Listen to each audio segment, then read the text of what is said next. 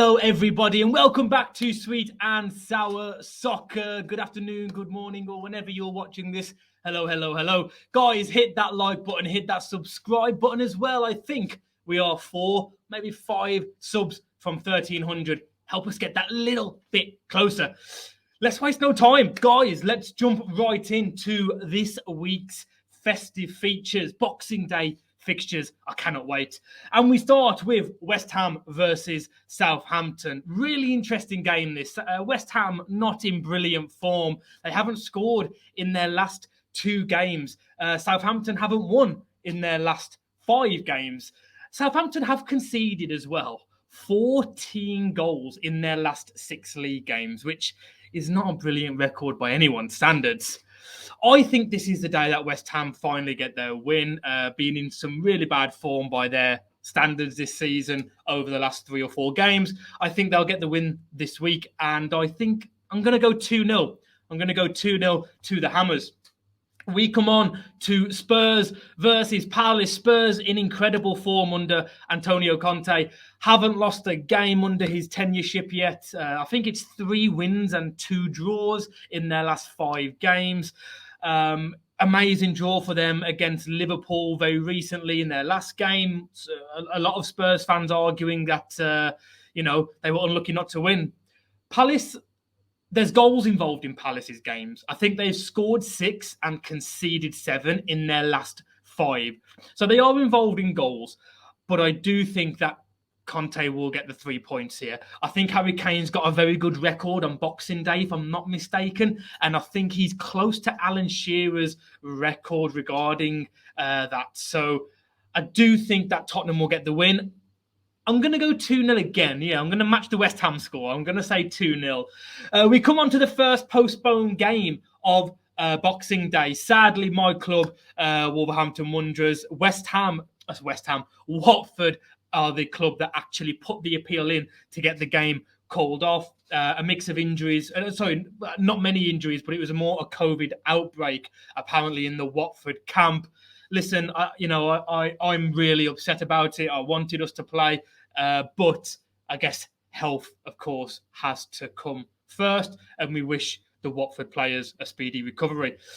We come on to Norwich versus Arsenal. Arsenal making the trip to Carrow Road, and Arsenal sitting 4th in the league on 32 points, and they are 6 points off Chelsea. If you'd have said that 10 games ago, do you know what? 5 games ago, you probably wouldn't have expected it. But, Chelsea know how bad they are in December, and we'll come on to them very shortly.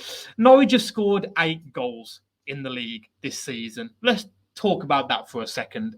8 goals scored. The next lowest, my club Wolves, who somehow sit 8th. We've only scored 13. They've scored 8 and conceded 34. It's really not going to keep you up. We know Arsenal can beat the small teams and they lose to the big teams. I think they're going to carry on with that run. I don't think it'll be a spanking, for want of a better word. Do you know what? I'm going to go 2-0 again. Can I say 2-0 3 games in a row? Yeah, I can. Screw it. 2-0 Arsenal. Let's move on to Man City and Leicester. This could be 2-0 as well. Man City, what can you say about them? I don't need to tell you anything that you probably already don't know. They've won their last 5, but I think I could have said that 3 or 4 weeks ago that they've won their last 5. They just win and win and win. They've conceded 9 goals in the league this season. We're going about Liverpool's defensive record last season, and I think not last season, the season before. And Man City are just taking it to a new level. Leicester, they were involved in a big game midweek against Liverpool. 3-3, went to penalties, got knocked out. What's interesting is Brendan went for a quite a strong team. Vardy played, Maddison played, Daka played, and you wonder why Brendan did that. I thought he would have focused on the league this season. I think I'm going to say 3-1. I think there'll be goals. I think both teams will score, but I'm going to say 3-1 to Manchester City. We come on to a game that I will not be watching, even if it was the only game on TV over Christmas. Burnley Everton. Oh my God, I think even these two clubs would not be too interested in watching this. Don't hope you take no offence. Burnley, no wins in their last 5. Everton, 1 win in their last 5. Everton have conceded 29 goals in 17 games this season. You know, it's really incredible what they've been going through. And you've really got to feel for Everton fans, what they've been promised over the last few years, what they've spent over the last few years. One thing to bear in mind is that Burnley do sit 18th on 11 points, but they've only played 15 games. I'm hearing a lot of people talk about how Tottenham have only played 15 games. Burnley have only played 15 games as well. A lot of people tipping them to go down, but I wouldn't sleep on Burnley just yet. They have got 3 games in hand. So, but for this specifically, I'm going to go for a draw. Surprise, surprise, not 2-0. I'm going to go for a draw, and I'm going to say Burnley 1, Everton 1. We come on to the next postponed game. Liverpool versus Leeds. Leeds deserve to have this called off. If anybody does, their game had to go ahead. Went ahead last week, where they had 8 or 9 senior players. They had 16-year-olds on the bench, 17-year-olds playing, dipping in the academy, the reserves. I'm pretty sure the kitman played for them. It got that bad for Leeds. And it's been called off for them this week. And after Mr. Jurgen Klopp's moaning today, yesterday after the game against Leicester, I think Mr. Klopp will be happy about this one. Mr. Klopp, you got your wish. Now you can't moan for the rest of the season. We don't come on to Burnley and Everton. We've already done them. We come on to Aston Villa versus Chelsea. As we said earlier, when we, for some reason, talking about Arsenal, I decided to talk about Chelsea as well.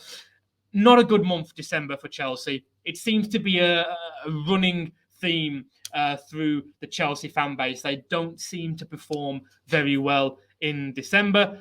And, well, Villa, on the other hand, under Steven Gerrard, have been doing incredibly well. They're now 10th, 22 points on the board for Villa, really are eyeing up those European places. And I said if Gerrard got the job, they would finish in Europe. And I think I'm still going to stick to that. Chelsea, 2 wins in their last 5 games. It's not going well. I think this will be a draw. I think it'll be 1-1. And I think Villa will be more disappointed by the end of the game that they haven't got the win. I've just got a sneaky feeling that they'll be hard done by that they haven't got the win, or played very well and just couldn't get the 3 points. We come on to Brighton versus Brentford. I said it last week. I said it the week before that. I'm saying it now, and I'll probably be saying it next week. Brighton haven't won a game in the Premier League since September 19th. That's truly incredible. 3 draws, no wins in their last 5. I think since September 19th, I think they've played 11 games. And I think it's 8 draws in that time. It's quite unbelievable. Brentford, on the other hand, what a season they're having. An interesting stat about Brentford, they've had 12 different scorers in the league this season. So should they get an injury, or should a player miss because of COVID? We know what's going on at the moment with the new variant. Players are missing games. I wouldn't be too worried if I was Brentford, because they have got players that will score, 12 different goal scorers in the league alone. Specifically this game, I think Brighton will extend their winless run, but I think it will be a draw, and I'm going to say 1-1. We come on to the last game, Manchester United versus Newcastle. However, I have made a mistake because I'm a fraud. It is Newcastle at home, not Manchester United. Newcastle conceded 11 goals in their last 3 games. Manchester United unbeaten in their last 6 games in all competitions. Their last defeat was Ollie's last game in charge, that 4-1 battering at the hands of Watford. This one, I don't see how Newcastle get anything from this. I don't think United are brilliant, and I don't think they'll get top 4.